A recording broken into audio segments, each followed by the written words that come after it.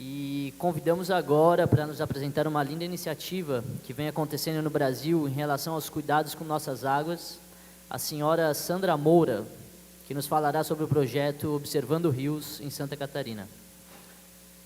Bom dia, pessoal. Cumprimento o público presente, os membros da mesa. Uma honra muito grande para mim estar aqui hoje. Agradeço o convite do GTEA 8, da Silvane. Estou representando a SOS Mata Atlântica para apresentar a vocês o projeto Observando os Rios. Minha área de formação não é ambiental. Eu sou historiadora de formação, especialista em gestão de museus e arqueologia. E eu acho muito emblemático, né, a minha presença aqui, porque o meio ambiente, ele tem que estar em todas as áreas do conhecimento, né? Eu acho que mais e mais nós precisamos ter nos seminários, nos congressos, né, nas rodas de conversa, pessoas de outras áreas, porque o meio ambiente, ele é vida, né? Nenhuma área do conhecimento pode deixar de fora e nós precisamos envolver a sociedade inteira e urgentemente, né, é necessário que todos se envolvam nessa causa, porque está gritante, né, os nossos rios estão gritando por socorro, os nossos animais, as florestas. Então, é isso, gente. Eu coloquei um videozinho para iniciar, para fazer um link com a fala do professor Lauro, que é sem florestas não há vida.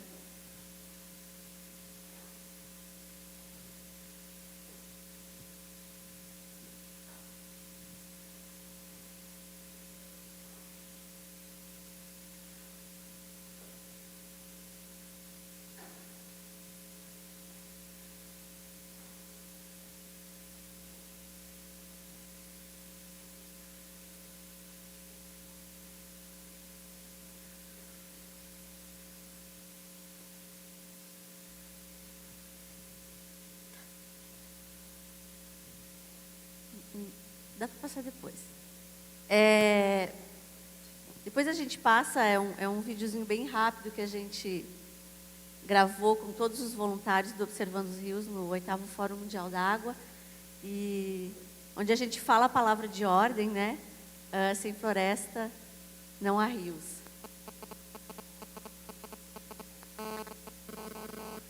Bom, a SOS Mata Atlântica eu acho que dispensa apresentações, né, gente? E, como não poderia deixar de ser, um dos grandes projetos da SOS é o Observando os Rios. Pode ir passando.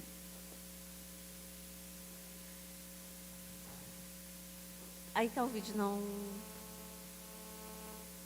está aí também, né? Tá, pode passar. Pode passar.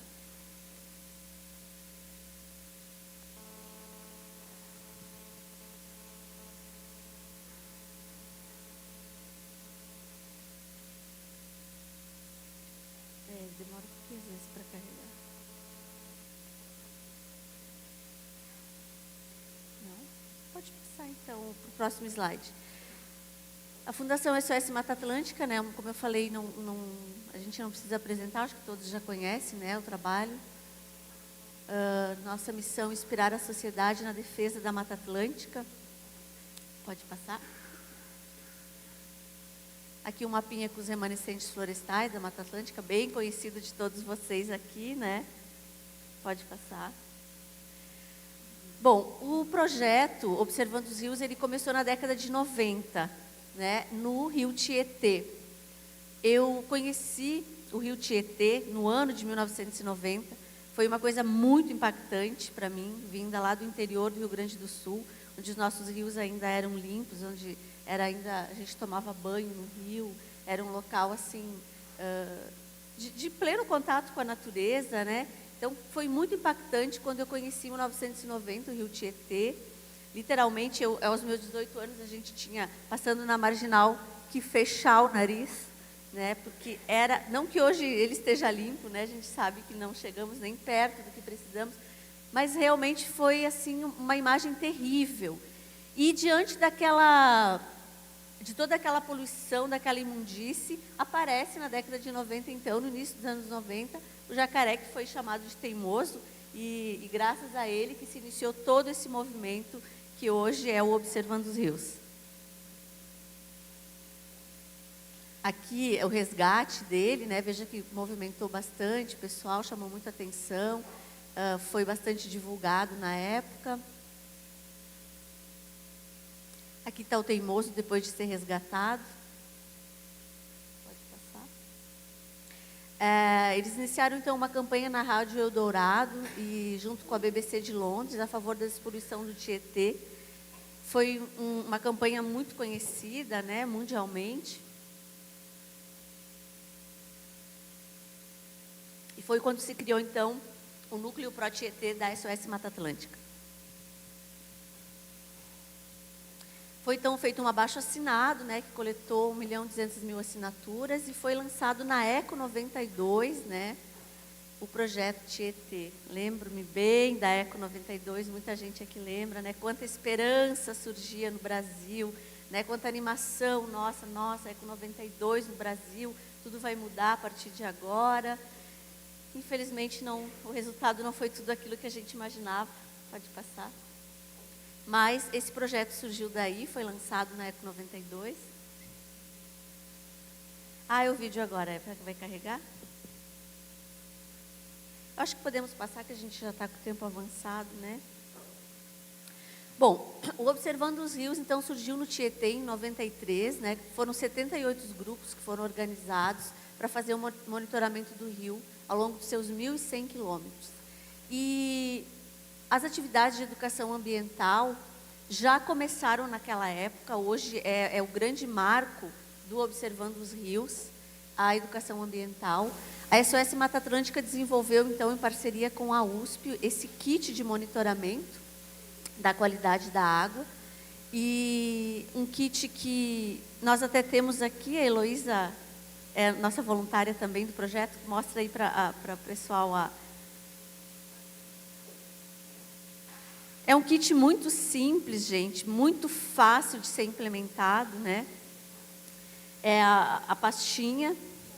Ela vai mostrar aqui para vocês os elementos do kit, que são usados por todos os grupos de monitoramento no Brasil, desde professores, universitários, doutores, até catadores de lixo, né, que é o caso do Rio Pavuna, no Rio de Janeiro, é um catador de lixo que organizou a comunidade lá e eles fazem a análise do Rio Pavuna. Oi, gente, tudo bem? Eu sou participante do projeto e esse é o kit que a gente faz. Eles são bem simples. Vem a pipeta, que a gente põe a água do rio, que a gente coleta. Aí a gente faz algumas análises químicas com os comprimidos que vem junto no kit. E a gente põe aqui, o objetivo é fazer educação ambiental, então ele é bem simples. É tudo por vista, dependendo da cor que fica, ele gera um resultado que ela vai mostrar mais na frente, uma tabela, dizendo se o rio é bom, péssimo, regular e ruim. Isso. A gente vai mostrar melhor nos slides, é só para vocês conhecerem o material mesmo, as cartelinhas, né, as pipetas. É um material que se torna parte do dia a dia dos voluntários. Nós temos algum voluntário do projeto aqui, eu acho que eu vi o Carlos lá. Oi. Só ele? Tem mais algum voluntário? Não. Tá. Precisamos de voluntários, gente, se vocês quiserem se inscrever depois no final. Estamos precisando. Pode passar. As análises, então, são feitas mensalmente, né? Normalmente a gente faz mais ou menos na mesma data do mês, né? E essa metodologia permite que o grupo de voluntários, então, classifique esse corpo d'água. O resultado das análises serve para formatar o mapa da qualidade de água e um banco de dados para divulgação pública. A gente trouxe aqui os dados para vocês, pode passar. O IQA, esse índice de qualidade da água que a gente usa, ele tem 16 parâmetros, né? A temperatura da água, do ambiente, turbidez, espumas, lixo flutuante, odor.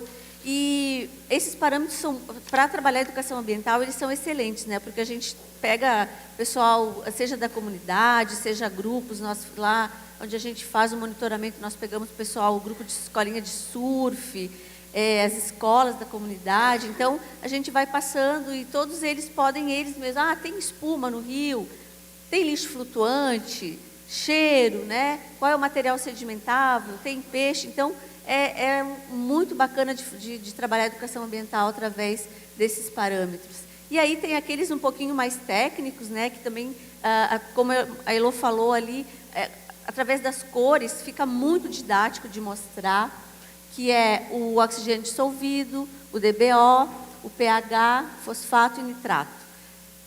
Pode passar. Aqui algumas imagens, né, dos grupos de monitoramento no Brasil afora. Pode passar.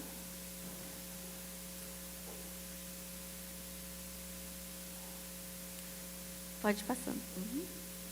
Bom, hoje nós temos então o projeto Observando os Rios em 17 estados. São 250 grupos de monitoramento, 301 pontos de análise, 213 rios monitorados em 106 municípios e mais de 3.000 voluntários no país. A SOS esse ano levou 63 voluntários para Brasília no Fórum Mundial da Água. E foi eu, a mãe, o Carlos, e foi muito bacana, foi tudo gratuito, e a gente pôde mostrar um pouquinho do projeto com tantas entidades lá em Brasília, né, no fórum. E o projeto ficou muito conhecido, a gente teve bastante reconhecimento. Isso, eu vou mostrar um pouquinho as imagens. Foi um momento muito importante, né, para o grupo, onde nós pudemos reunir esses grupos pela primeira vez, uma troca de energia incrível, né, foi muito bacana. Então, aqui um pouquinho dos resultados. Durante o Fórum Mundial também foi lançado, gente, o primeiro relatório do Observando os Rios. Ele está disponível para download em PDF, né, no site. Nós trouxemos poucos exemplares impressos, né? Eu tenho um aqui para quem quiser ver, mas vocês podem depois entrar no site, né, e acompanhar todos os resultados de todos os estados estão lá. Também no site da SOS Mata Atlântica, né, vocês entrando lá, vocês vão ver todos esses dados aqui, todas as análises que nós fizemos, elas são colocadas lá de todos os rios de todo o Brasil inteiro e são georreferenciados também. Então é muito bacana, vocês podem acompanhar quase que em tempo real as nossas análises.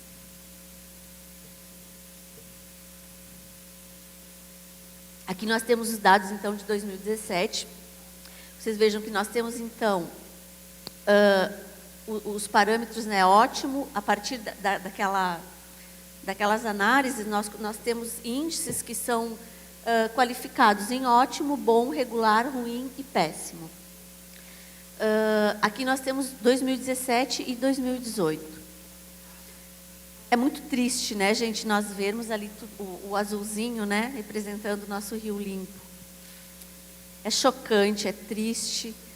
E temos em 2017 e 2018 nós conseguimos manter, né, 2% bom. Então já é uma coisa muito positiva a gente conseguir manter, mas nós precisamos melhorar urgentemente, né, manter não adianta. 70% desses rios, então, de todos os 17 estados da Mata Atlântica, tanto em 2017 quanto em 2018, apresentam índice regular, que é um índice considerado poluído. Ruim, 25%, 2017 e 2018, infelizmente, 26%. Eu vou frisar isso, que o regular não significa que está bom, está bem ruim, na verdade. Tem poluição, tem esgoto, mas devido aqui a gente tem muita chuva, então dependendo da qualidade dependendo da época, chove muito, aí ele acaba dissolvendo, mas não é bom estar regular, era bom que todos os rios estivessem no ótimo, né? Sim, Tietê bem pior. Pode passar. Como a Heloísa falou, o regular, gente, na verdade, é muito poluído. Nós temos aqui, depois a gente vai ver todos os grupos aqui de Santa Catarina, os nossos já conhecidos, né, até pela mídia, Rio do Brás, Papaquara e Capivari, nós temos resultados regulares. São rios extremamente poluídos. E é regular. Então, o regular já é péssimo, na verdade. Então, em Santa Catarina, nós temos 2 municípios, são 12 rios com 13 pontos de coletas e 10 grupos de monitoramento. Nós temos um total de análises, no relatório, agora já aumentou, 69 análises. Tá? Então, esse aqui é o resultado de Santa Catarina. Ali nós temos os pontos de coleta, em São José e em Florianópolis. Nós temos, então, 92% dos rios como regular, 1 ruim, felizmente nenhum péssimo, né? Nesse total de 13 pontos de coletas. Pode passar. Aqui, então, estão os nossos grupos, né? A Foz do Rio do Noca, lá no Campeche, pessoal, o professor aí que falou do Campeche, né? Que também está uma situação bastante triste. Regular, 2017 e 2018. O Tavares, nós temos 2 pontos de coleta, que é o Carlos, nosso voluntário. Onde está o Carlos? Né? 2 pontos que o Carlos faz lá. Itacorubi, todos bastante conhecidos nossos, né, gente? O Papaquara, o Capivari, nos ingleses. O Rio da Lagoa do Jacaré, no Santinho, é um córrego pequeno, mas como a nascente dele é na Lagoa do Jacaré, que virou uma unidade de conservação municipal, também bastante importante. O Rio do Brás, Lagoinha do Norte, né, nosso ruim lá, Rio do Mangue, Sangradouro e os 2 rios em São José, que são feitos pela Escola de Meio Ambiente. O pessoal da Escola do Meio Ambiente de São José está aí. Tem alguém representando? Não. Pode passar.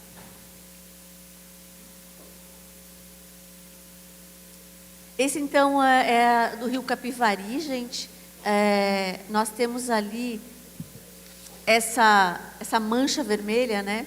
4 meses de uma seca muito intensa que ocorreu o ano passado, onde nós tivemos 4 meses seguidos com qualidade ruim.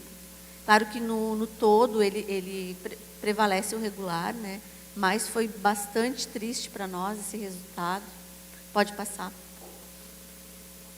Aqui o trabalho de educação ambiental que a gente faz lá no Rio Capivari, que é a Heloísa que coordena o grupo lá, com o pessoal da escola de surf, aqui o pessoal do grupo de Crisma lá do Santuário do Norte da ilha. Pode passar.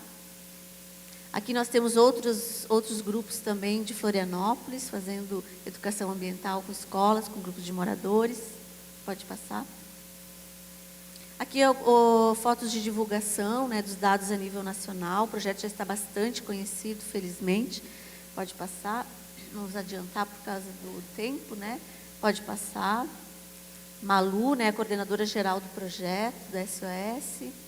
Divulgação dos dados também na imprensa. As mobilizações, Brasil afora. Pode passar. Nós vamos fazer uma grande mobilização agora nos ingleses. Deixo o convite para vocês no dia 16, em prol do Rio Capivari, juntamente com o Lions Club, no programa Rio Amar. Pode passar. Pode passar. Então, para vocês verem um pouco o envolvimento, né? Isso aqui são imagens de todos os 17 estados que nos enviaram, né, gente? Ver como tem um envolvimento bacana da comunidade. Pode passar. Aqui é uma mobilização também bem interessante, criativa, que foi feita. Pode passar.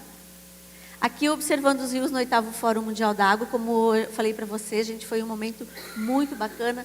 A SOS Mata Atlântica conseguiu levar 64 pessoas, né, representando os 17 estados.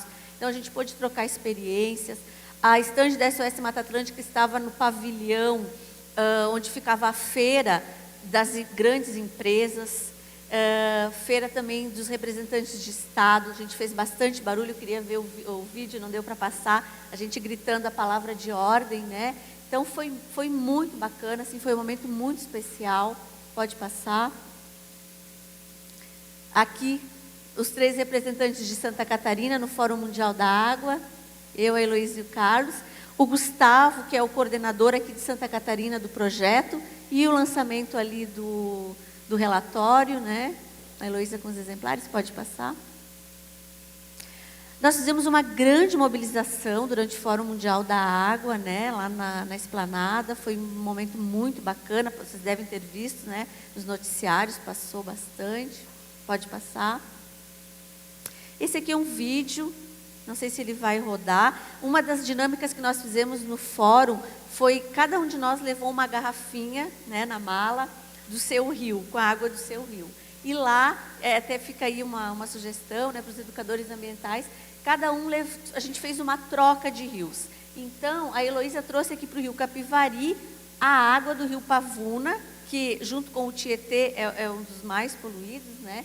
E a gente fez essa dinâmica de virar a água do rio Pavuna no Capivari, e a água do Capivari, gente, foi para Bonito. Que infelizmente lá o córrego Rio Bonito também já apresenta a condição regular, né? Eu digo que para ser em Bonito, o regular é mais que péssimo, né? Porque a gente sabe o quanto os rios de Bonito representam para nós no Brasil. Então foi uma dinâmica muito bacana, essa troca de energia, né, entre todos os grupos do Brasil, envolvendo, né, aí todos esses estados em prol dos nossos rios. Finalizo então, gente. Eu tenho ouvido aqui lá em Bonito, um monitor lá do córrego Bonito. Não é o Rio Formoso, ele é um córrego, um afluente do Rio Formoso, que é o rio mais famoso lá de Bonito, né? E eu tenho ouvido muito, desde que eu estou participando do projeto, né, e me envolvendo mais com as questões da água, tem um projeto lá em São Paulo que fala que é Ressuscitando os Rios. Eu tenho ouvido algumas pessoas falarem, isso me chamou muita atenção, e eu acho que nós temos que nos apropriar disso, que nós estamos sepultando os nossos rios vivos, né? Eu comecei a ver o sepultamento dos meus córregos na minha cidade natal quando eu era criança. O Baca bem falou, né? Eles chamavam o poder público de canalização, tu usou um outro termo, né? A retificação, e na verdade nós estamos sepultando os nossos rios vivos, né, gente? Quando começam a chegar aqueles grandes tubos, eu lembro quando criança a gente brincando dentro daqueles tubos, mal sabíamos nós que estávamos sepultando os nossos córregos para virarem esgotos e ficarem escondidos, né, para ninguém ver. É melhor do que ficar claro a céu aberto, mas a céu aberto pelo menos a gente vê essa tristeza que nós mesmos estamos fazendo para o meio ambiente. É isso, gente. Obrigada a todos.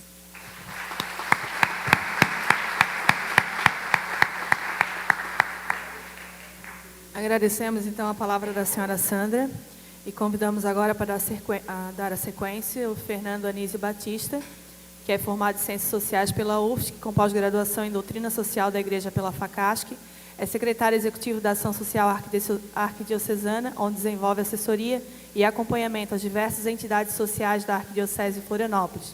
Foi protagonista na criação do projeto Rios em Santa Catarina, compondo a coordenação estadual do projeto. Ele nos falará então um pouco sobre o projeto Rios Santa Catarina, que trata de uma iniciativa internacional de reconhecimento e cuidados dos rios. Bom dia. Já está quase na hora do almoço, né? Pessoal, eu vou diminuir um pouco a minha fala, até para a gente dar sequência. O projeto Rios é um projeto muito próximo do que foi apresentado ainda há pouco, então não preciso me alongar muito. É um projeto que surgiu na Espanha e depois foi replicado em Portugal, e o pessoal de Portugal, numa passagem aqui em Florianópolis, vieram conversar conosco e apresentar um pouco essa proposta do projeto Rios, que tem muito a ver com observando rios do Mata Atlântica. Até a proximidade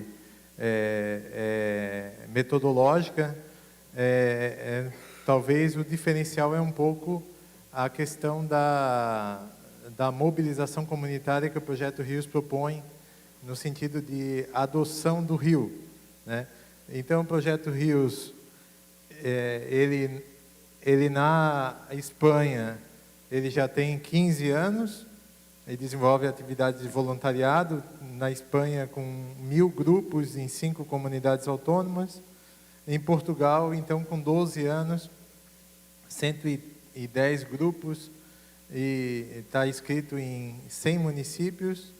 Hoje tem 155 quilômetros de rio adotados em 20 distritos, 8.500 participantes e 45 mil pessoas envolvidas, e ele, em Portugal, muito voltado também para a questão da educação ambiental, envolvendo professores e alunos nesse processo de visitação do rio e a adoção de trechos do rio.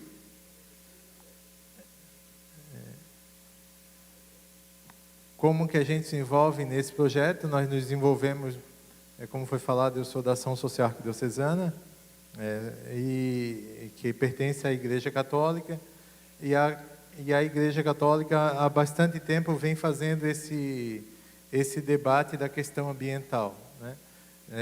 As campanhas da fraternidade com recorte ambiental de 2004, 2011, 2016 pega a encíclica do Papa Laudato Si e faz uma reflexão sobre a questão da casa comum e a responsabilidade de cada um nesse sentido. E a campanha da fraternidade do ano passado, falando sobre fraternidade, biomas e defesa da vida. Como resultado dessa campanha da fraternidade do ano passado, houve uma audiência pública aqui na Assembleia, onde se via também como fazer um gesto concreto a partir dessa questão mais da defesa da vida e dos biomas, onde surge essa ideia do projeto Rios, que ele tem, né, em si a questão de um projeto muito simples, de baixo custo, né, com bastante alcance também, e ele prioriza a questão da interlocução com movimentos e grupos organizados, né, no sentido de ter uma ligação dentro desses temas que foram trabalhados na questão das campanhas da fraternidade. Então, a ideia do projeto é criar uma rede de proteção que coloque em evidência a defesa da vida, né, envolvendo famílias, comunidades, em consonância com os apelos socioambientais. O objetivo, então, é dar uma resposta, enquanto igreja e também enquanto sociedade, aos desafios socioambientais, formar nas paróquias e comunidades agentes ambientais e contribuir com ações de preservação que impactem nas comunidades com baixo custo e envolvimento popular. Então, o projeto ele atua numa perspectiva de identificar nas paróquias e comunidades grupos que estão disponíveis para atuação no projeto, formam equipes que adotam um trecho do rio, né, que passa pela comunidade, um trecho mais próximo. Essas equipes que a gente propõe que seja no mínimo 4 pessoas, têm como um compromisso a visitação do trecho do rio adotado uma vez por mês, né? Esse trecho também, a sugestão é que seja de 500 metros. Nessa visita é realizado um diagnóstico simples de identificação do rio, né, com o que já foi falado ali na questão da observação do rio, e também, se possível, um resgate também da história do rio, a relação que o rio tem com a comunidade, por que, por exemplo, hoje as casas são viradas de costas para o rio, né, e antigamente não era, e por aí vai, né? Então, envolvendo muita comunidade. E se faz esse diagnóstico e um pouco monitoramento. Ele é um projeto que ele defende a vida, né? Ele é um projeto voltado para isso. Na verdade, a gente não atua como mais um projeto nessa área de preservação ambiental. No entanto, ele trabalha na perspectiva de ser um projeto que vem somar com tantos outros que já acontecem e buscando fortalecer as iniciativas que surgem. Ele é um projeto muito embrionário ainda. O lançamento dele foi em setembro do ano passado, então não tem um ano de existência. Nesse período conseguimos fazer alguns seminários pelo Estado, um deles aqui na Assembleia, um outro em Camboriú, um outro em Lages, um outro em Caçador. Estamos fazendo com o pessoal do Rio do Noca, que atua também no SOS Mata Atlântica, uma experiência piloto, e essa experiência para ser replicada em outras regiões do Estado em outros rios também. E agora o pessoal dos ingleses também, ali com o santuário, né? Estamos juntos.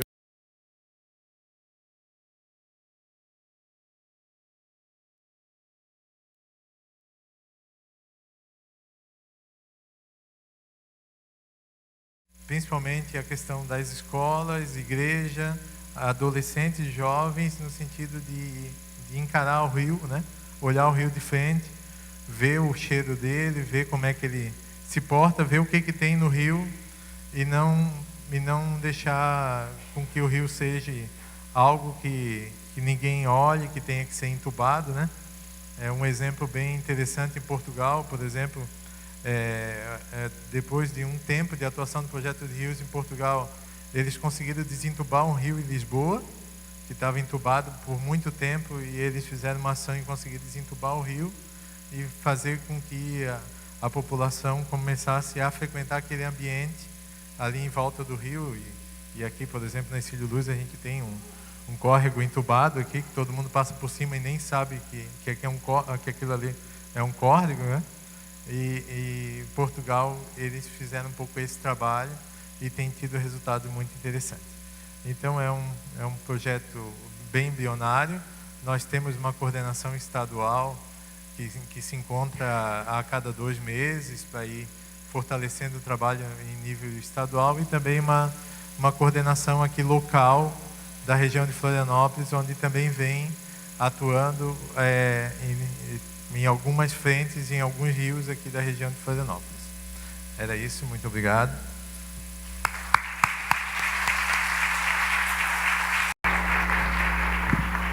Agradecemos então a palavra do senhor Fernando, e para finalizar esse painel, convidamos a professora Bárbara Segal, que nos falará sobre a proteção das águas marinhas. Bárbara Segal Ramos, ela possui graduação em Ciências Biológicas pela Universidade Estadual de Campinas, mestrado em Ciências Biológicas e Zoologia pela Universidade Federal do Rio de Janeiro e doutorado em Ciências Biológicas pela Universidade Federal do Rio de Janeiro. Atualmente professora adjunta da Universidade Federal de Santa Catarina. Tem experiência na área de Ecologia Marinha, atuando principalmente nos seguintes temas: comunidades bentônicas recifais, monitoramento e conservação de ambientes recifais. Obrigada, agradeço a todos os presentes, agradeço a organização do evento, em especial a Silvane, e eu prometo que quem aguentar fome e esperar até o final tem um agrado para uns de vocês, vai ser um sorteio, tá? Mas talvez valha a pena esperar, só para compensar aí o adiantado da hora. Vou tentar ser breve, vamos ver se eu consigo. Além dessa apresentação, eu queria dizer também que eu sou conselheira da Reserva Biológica Marinha do Arvoredo já há alguns anos, né? Convivo com alguns de vocês aqui lá. Então, a minha temática vai girar em torno das unidades de conservação e do nosso território aqui em especial. Antes de mais nada, né, é interessante a gente olhar, essa é uma imagem da NASA recente, que mostra à noite como é que é o planeta, né? Então isso mostra onde é que estão as concentrações humanas, né? E a gente vê que em todos os continentes, inclusive na Oceania, na Austrália, né, que é um continente pouco populoso comparado com a América do Norte, com a Europa, a gente vê que essas concentrações estão no litoral, né? Então é aí que todo mundo quer ficar por algum motivo, né? Provavelmente porque é um ambiente agradável, né? Enfim. E no nosso contexto não é diferente, né? Então a gente tem aí uma setinha pulando do Brasil para, né, chamando a atenção para Florianópolis e para as nossas concentrações urbanas que estão aí de cara para o mar, ou, né, de cara para os rios, né, como Blumenau, como tantas cidades grandes que a gente tem, que estão, na verdade, associadas a esses corpos d'água. E junto com isso, né, vem uma série de impactos que vários já falaram, a gente não precisa retomar isso, mas é só interessante a gente pensar que a gente vem então morar num lugar desse, né, ou nasceu e gosta de morar aqui, ou vem morar aqui, por causa da paisagem. E o que a gente faz com a paisagem? É isso, né? E daqui a gente olha para cá e vê o mar, né? E vê, lá está tudo bem, né? Só que a gente não está vendo, na verdade, o que está embaixo d'água. Poucos de nós vão ter acesso, né, a ver o que está acontecendo dentro d'água, quais são as transformações que estão acontecendo ali e tudo mais. E muitas dessas transformações, obviamente, vão estar vindo desse contexto de ocupação do litoral, né? Na verdade, todas elas, né? Então, nesse contexto, uma ferramenta importante, uma estratégia importante, reconhecida mundialmente, de proteção das águas marinhas, mas também de territórios terrestres, são as unidades de conservação, né? Então, a gente tem um Sistema Nacional de Unidades de Conservação desde o ano 2000, que é uma lei que rege como elas devem ser criadas e conduzidas e etc. E a gente tem uma série de problemas relacionados a como as unidades são criadas, a quais conflitos estão sendo criados junto com a unidade, com as unidades, enfim. Mas eu não vou entrar nessa questão agora, tá? Eu vou falar, no slide anterior, a gente viu algumas linhas amarelas ali, né? Que são algumas unidades de conservação federais costeiro-marinhos que a gente tem aqui no nosso litoral. Então, a gente tem esse instrumento, a gente tem exemplos muito interessantes do que acontece, do que essas unidades protegem. A APA da Baleia Franca tem uma intensa movimentação popular ali, então elas têm um papel não só de preservação do ambiente físico, mas também de envolvimento das pessoas, né?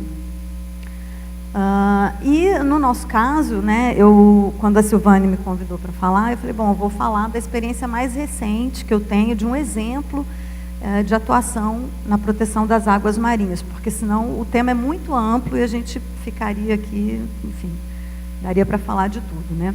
Então eu vou falar de um projeto que a gente conduziu na Universidade Federal de Santa Catarina, que eu coordenei, junto com a professora Andréia Freire e com vários participantes de vários departamentos e centros da universidade. E esse projeto ele se deu com esse escopo físico da Unidade de Conservação Reserva Biológica Marinha do Arvoredo, tá? Que é então esse polígono que vocês estão vendo com as ilhas no entorno. Como reserva biológica, ela é uma unidade que não permite acesso nem de turismo, né? O acesso é só para pesquisa e educação ambiental. Então, é bem restritivo o uso desse espaço territorial. Só que esse espaço territorial, ele está nesse contexto, né? Então, por mais restritivo que seja o uso ali, a gente não pode ignorar que os usos do entorno são muito importantes e geram impactos nesse sistema. E também se beneficiam desse sistema, né? Então, a Reserva Biológica Marinha do Arvoredo, embora ela seja uma unidade de muita restrição, né, ao acesso, eu a vejo hoje, depois de executar esse projeto, como uma espécie de voucher, né, como uma espécie de símbolo da biodiversidade marinha de Santa Catarina. E com esse olhar é que a gente desenvolveu boa parte desse projeto e de algumas contribuições que a gente acredita que tem para a educação ambiental. Então, eu acho que faltou um slide. Não, desculpe, eu esqueci de falar. Além das unidades em si, tem vários instrumentos de proteção do ambiente marinho. O ordenamento pesqueiro é um instrumento super importante, que tem várias estratégias, leis, regulações, etc. E o licenciamento ambiental, que vários de vocês aqui conhecem muito bem, também é um instrumento muito importante da gente levar a sério, né, e fazer com seriedade, porque ele pode, sim, reverter em muitas coisas boas, mesmo tendo, né, se referindo a obras que têm algum impacto ambiental, mas que esse impacto pode ser minimizado, né, pode ser mitigado, etc. Então, esse projeto que eu vou apresentar para vocês, ele surge de uma condicionante de licença do IBAMA e do ICMBio para a Petrobras. Gestores ambientais perceberam que empreendimentos de petróleo na região, está ali representada uma plataforma e um navio petroleiro entrando ali no porto de Itajaí. É sem escala, tá? É uma arte isso aqui, não é um mapa, né? Mas os gestores, levando a sério o seu trabalho, perceberam que o trânsito de embarcações nessa região se daria na zona de amortecimento da Reserva Biológica Marinha do Arvoredo. Depois eu vou mostrar um slide para vocês verem a problemática da gente lidar com territórios marinhos, né? Onde a água conecta tudo, né? Essa água que é tão importante para nós, ela está conectando tudo aí, inclusive Blumenau com nós aqui nesse momento, né? Ou em alguns instantes, né? Então, a visão desses gestores foi muito interessante em relação a esse empreendimento, e eles colocaram como condicionante do empreendimento que a Petrobras, então, bancasse um projeto de monitoramento da Reserva Biológica Marinha do Arvoredo. E foi aí, então, que nós fomos procurados e entramos junto, em parceria com a Rebio Arvoredo, para conduzir, então, esse projeto. Então, esse projeto, ele tinha como objetivo monitorar a biodiversidade, peixes, invertebrados, algas, etc. Monitorar vários parâmetros oceanográficos, temperatura, clorofila, oxigênio, eu não vou falar todos os resultados, tá? Não daria tempo, e inclusive contaminantes. Mas também a gente tinha o interesse de levar essa ideia de monitoramento para outras instâncias e trabalhar junto aos gestores para a gente tentar, então, implementar programas de monitoramento no nível nacional. Foi bem ambicioso isso, a gente ainda está caminhando nesse sentido, mas demos um primeiro passo.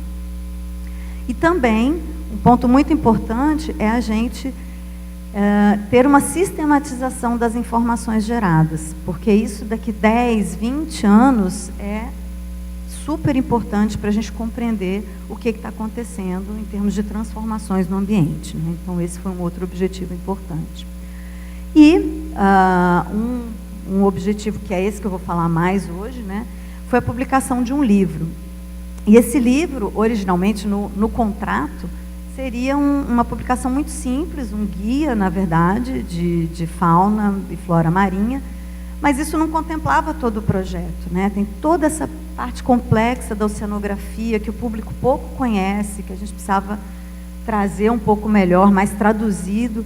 Então, a gente fez um esforço muito grande, pensando também em vocês, educadores, e fortemente, né, com essa função de educação ambiental, a gente fez um esforço muito grande de traduzir o nosso Scientificase numa obra que pudesse ser útil, né, que pudesse ter uma boa visibilidade, ser atrativa, ser interessante, para a gente conhecer esse contexto do litoral, sob a perspectiva da unidade de conservação. Então, as diretrizes do projeto, né, foram basicamente a pesquisa, o ensino, formamos muitos alunos envolvidos com o projeto, e a aplicação do conhecimento para a gestão. Então, a gente tem hoje, eu sou voluntária da Rebio Arvoredo também, meus alunos são voluntários, e a gente tem, por exemplo, manejo de espécies exóticas, limpeza do lixo submerso, enfim, várias coisas acontecem a partir desse projeto. E um ponto muito importante, que não estava também em contrato, mas que a gente, por amor, talvez, né, como o professor falou, eu tenho aqui alguns integrantes do projeto que eu tenho certeza que estavam lá sempre com muito amor à causa, né? A gente achava muito importante, então, transmitir essas experiências, transmitir um pouco desses resultados para o público. Porque, como eu falei lá no início, a gente olha para essa paisagem e o que a gente vê é a lâmina d'água, né? A gente não vê o que está ali embaixo. Então, a gente precisa transmitir um pouco do que está acontecendo ali. Então, a extensão foi um ponto muito importante, fizemos a CPEX, várias CPEX, né, que é uma espécie de feira de ciências aberta à comunidade, que a UFSC tem, produzimos algumas matérias, atendemos jovens, professores, etc. A execução do projeto contou com a parceria de outras universidades também, tá, foram 3 universidades, 11 laboratórios, cerca de 140 pessoas diretamente envolvidas. Então, agradeço todo mundo, que eu estou falando aqui não é meu trabalho, é o trabalho de todas essas pessoas. Aí nas campanhas oceanográficas, nas campanhas de mergulho. Então, nós tivemos 3 anos completos de campanhas de coleta de dados, com intensas amostragens, principalmente na área oceanográfica, muitas reuniões, enfim. E a gente tentou, então, ilustrar tudo isso para mostrar um pouco dessa ciência, porque a gente está aqui falando de educação ambiental, Mas eu acho que o ponto crítico nosso hoje é educação, ponto, né? A gente precisa de uma melhoria da educação, e a educação científica, eu acho que é uma base muito importante para uma sociedade que tenha capacidade crítica, né, de fazer suas escolhas ou de cobrar melhores escolhas, né, daqueles tomadores de decisão, enfim. Então, eu acho que, como cientistas, né, o que eu sei fazer, o que nós sabemos fazer, então, o que a gente fez foi tentar traduzir isso nessa obra. Então, essa é uma ilustração da obra que mostra as nossas amostragens, como que a gente faz o trabalho, né? Aqui na parte biológica, a gente, basicamente, quase 100% das amostras, a não ser quando a gente precisa de identificação realmente, mas a maioria das amostras são feitas sem retirar nada, tá? São censos visuais, os mergulhadores observam e anotam o que eles estão observando, né? E na oceanografia, a gente também tentou destrinchar um pouco dessa complexidade de equipamentos, de medidas, né? Então, tentamos ilustrar um pouco do que foi feito. Marégrafo, perfilador que mede ondas, enfim, até mesmo o uso de satélites para o sensoriamento remoto. E a gente produziu vários resultados científicos, protocolos, relatórios, artigos, teses, TCCs, etc., mas, né, tudo isso guardado ou lido pelos pares ainda seria muito pouco. Então, a gente acredita que esse esforço de trazer uma obra mais palatável talvez tenha sido a nossa principal contribuição, e principalmente nesse contexto da educação ambiental. Então, vou falar um pouquinho. O livro também gerou uma exposição fotográfica, na verdade, uma exposição artística, né? Porque várias dessas aquarelas estão lá também. Essa exposição itinerou por vários lugares da cidade. Ali tem no SIC, quando foi o lançamento do livro no ano passado, no Projeto Tamar, no Café Cultura, teve na Lagoa do Peri também, no parque, né? Junto com a Floran, enfim. Obrigada, Charles, que está à frente aí, está aqui com a gente. E esse livro, então, teve muitos autores, o projeto teve muitos participantes. Eu queria agradecer aos autores que estão aqui, aos que não estão também, não dá para citar todos, mas foram todos muito importantes nesse processo. E o que a gente fez, né, nessa obra? Assim, a gente tentou trazer a Rebio para esse contexto do litoral, com a importância dela como representação dessa biodiversidade, dessa água marinha, e do estado que ela está hoje, do que ela representa para a sociedade.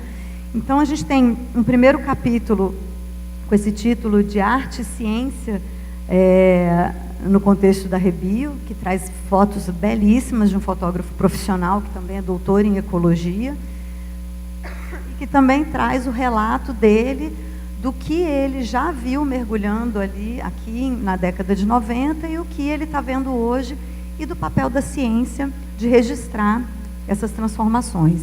A gente tem um capítulo que apresenta a Rebio em si. Bom, eu vou passando os capítulos e vou falando do livro. E a gente tem um capítulo também que resgata o histórico de ocupação desse nosso litoral, que resgata o que o cacique Marcos falou para nós com muita propriedade, da herança, né? A gente tem que olhar para o passado, a gente tem que valorizar essa herança. Então, a gente tentou trazer, né, um pouco, o pessoal da história que participou aqui, como que foi esse histórico de ocupação, que a gente deve se orgulhar de fazer parte, né, de toda essa história. Nesse primeiro capítulo, que o João Paulo retrata as mudanças, ele faz uma reconstituição do que tinha antigamente, na década de 60, né? A gente pode fazer um paralelo com as matas, né? O pessoal do SOS Mata Atlântica, o professor Lauro apresentou alguns dados das matas. O que a gente veria hoje, se a gente estivesse fazendo um monitoramento lá de mergulho, talvez fosse algo assim. Isso provavelmente era visto algum tempo atrás. E as caçadas demonstram isso, né? Esse é uma imagem do livro O Homem da Ilha, Os Pioneiros da Caça Submarina, gentilmente cedida pelo filho do autor, a gente agradece também.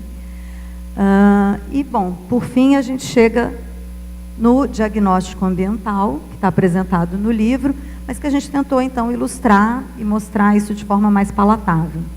Aqui a gente tem uma dessas ilustrações que mostra a conexão da água marinha, inclusive trazendo contribuições, aquela flecha cor-de-rosa ali, bem perto do litoral, são contribuições do Rio da Prata, lá ou aqui, nas águas de Santa Catarina.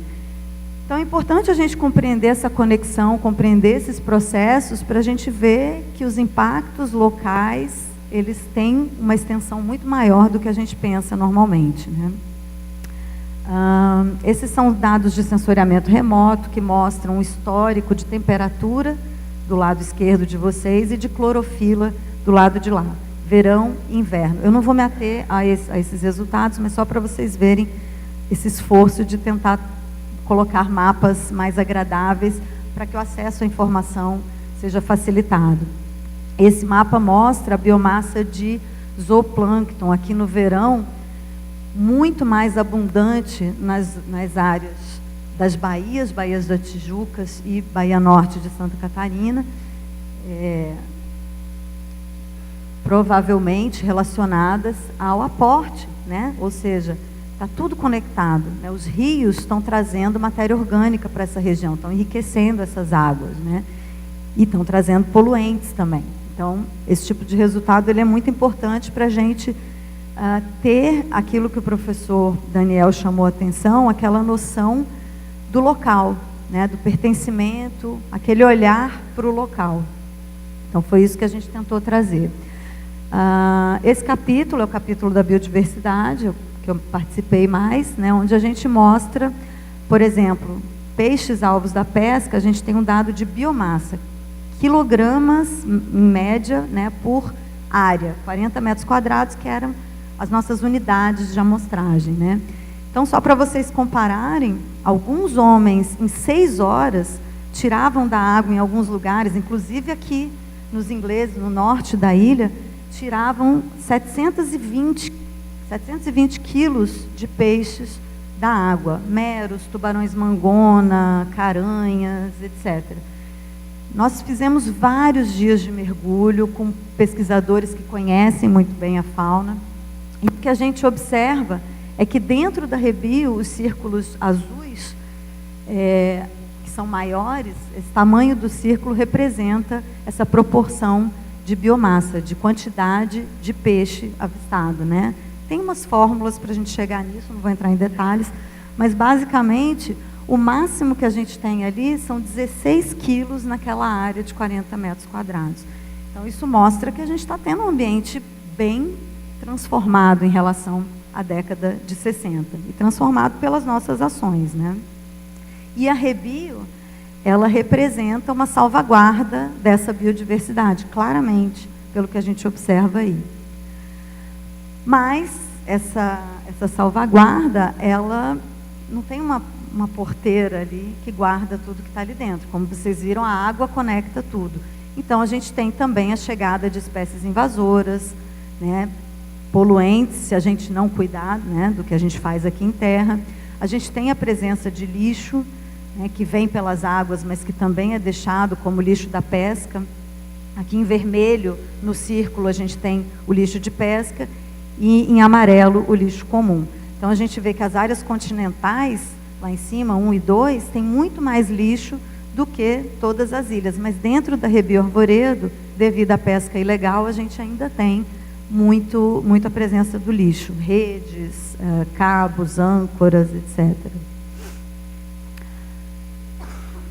Então, só existir a Rebio, como eu falei, não vai resguardar tudo isso, né? A gente tem que olhar para o que a gente está fazendo em terra, né? O que a gente tem. Isso também é uma ilustração do livro que eu gosto muito, que mostra um ecossistema saudável, onde os processos estão acontecendo normalmente, a biodiversidade que é responsável por esses processos de filtragem, de transferência de energia e matéria, que no final vai chegar na nossa mesa, né? O peixe que a gente come, ele está lá nesse ambiente ou naquele ali, né? Então, a gente tentou trazer esse olhar, né, do que a gente tem hoje e das possibilidades que a gente tem olhando, então, para os desafios que a gente tem de conservação desse litoral, que é o último capítulo, que traz essa imagem que eu mostrei lá no início, e é a imagem onde a gente, então,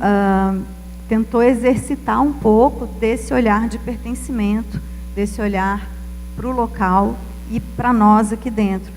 Então, quando a gente elaborou junto com os ilustradores essa figura, o que a gente queria era que, por exemplo, vocês educadores pudessem usar um painel desse junto com os alunos e pudessem, a gente pudesse se enxergar aqui. O que eu tenho a ver com isso aqui, com a rede de pesca que fica aqui, né? Eu como peixe, como é que é o meu consumo? O meu consumo é consciente? Né? O que eu estou comendo? O que eu estou escolhendo comer? Né? Até mesmo com isso aqui. Hoje eu não preciso explicar, né, para ninguém qual é a nossa relação com a produção de óleo e gás no país. Né? Eu vim de bicicleta para cá hoje. Eu moro lá na Armação. A gente tem a maricultura acontecendo ali. Né? E aonde a gente tem a maricultura? Olha lá, a maricultura está muito próxima do deságue dos rios, desses mesmos rios que o professor Lauro falou, que vários falaram, que estão nesse estado que a gente vê hoje. Né? A gente tem o turismo. Poxa, o turismo é uma fonte econômica super importante para Florianópolis. E ele existe por quê aqui?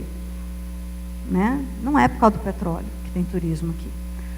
Enfim, daria para a gente falar dessa imagem muito tempo, mas eu gostaria, assim, né, se foi bem feito, se vocês considerarem bem feito, que vocês possam utilizar também e propagar um pouco essa ideia, então, da gente reconhecer esse território marinho e pensar, refletir a respeito do papel das escolhas de cada um, porque também não adianta, gente, a gente ficar pensando que o governo vai salvar a vida da gente, né? O que cada um pode fazer? Então, a nossa contribuição foi nesse sentido, de provocar essa reflexão. Estou acabando, Silvânia. E eu queria agradecer novamente, queria informá-los que o livro está disponível para download em PDF no site que está anotado ali. E é isso, queria agradecer todo mundo que ficou até agora. Muito obrigada.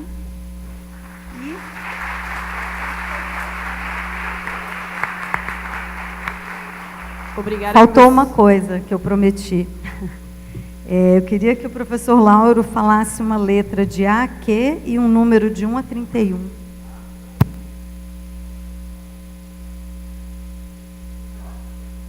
E um número de 1 a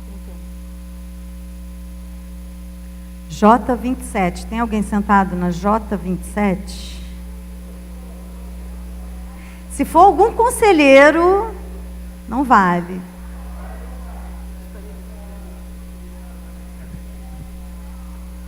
Ninguém? Fala outro.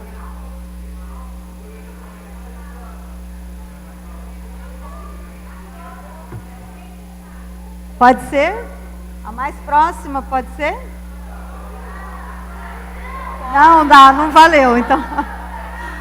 Fala de novo, Lauro, por favor. Era J27? Gente, era J27.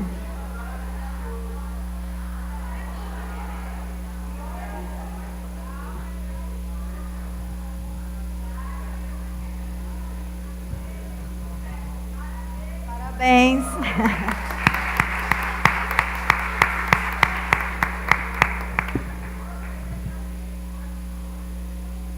Obrigada, pessoal. Obrigada, professora Bárbara. Como a gente não tem... O tempo já está bem avançado, não vai ter o debate, então a gente pede que vocês anotem seus questionamentos, comentários, com o e-mail que a gente dá um retorno posteriormente. Eu convido o Humberto e a Silvane para entregar uma lembrancinha para os nossos painelistas aqui. Agradecemos então ao professor Lauro, professora Sandra, Bárbara e Fernando pela participação nesse painel. Agradecemos aos colegas do GTEA pela coordenação dos trabalhos até o momento. Agradecemos também aos palestrantes e a todos os presentes pelo excelente trabalho realizado nesta manhã. Passamos para alguns avisos importantes. Lembramos o registro de sua frequência no período da tarde para emissão do certificado e que o mesmo estará disponível no site da Escola do Legislativo. Se alguém precisar de comprovante de comparecimento para os dias de hoje, solicite na secretaria do evento. Destacamos ainda que está acontecendo a exposição dos trabalhos nas escolas que participaram da etapa regional da Conferência Infanto-Juvenil, além da exposição dos trabalhos desenvolvidos por algumas instituições parceiras na parte externa, à área de acesso no auditório. Retornaremos às 13h30 com uma tolerância de 15 minutos, lembrando que os painéis da tarde acontecerão de forma simultânea. Painel 2, Estratégias Metodológicas e Água, no auditório Antonieta de Barros. O painel 3, Água e Responsabilidade de Quem, no plenarinho. Em relação aos locais para almoço, nós indicamos as áreas próximas aqui das praças, onde nós temos o restaurante do Sesc, na Praça Tancredo Neves, na Tiradentes, na João Pinto, Nunes Machado e também o restaurante do Tribunal de Justiça. Agradecemos a todos e aqueles que retiraram os copos, que não foi feito o acerto, que possam devolver ali para ser reutilizados, ok? Muito obrigado. E quem estiver necessitando de beber água, utilizem os próprios copos.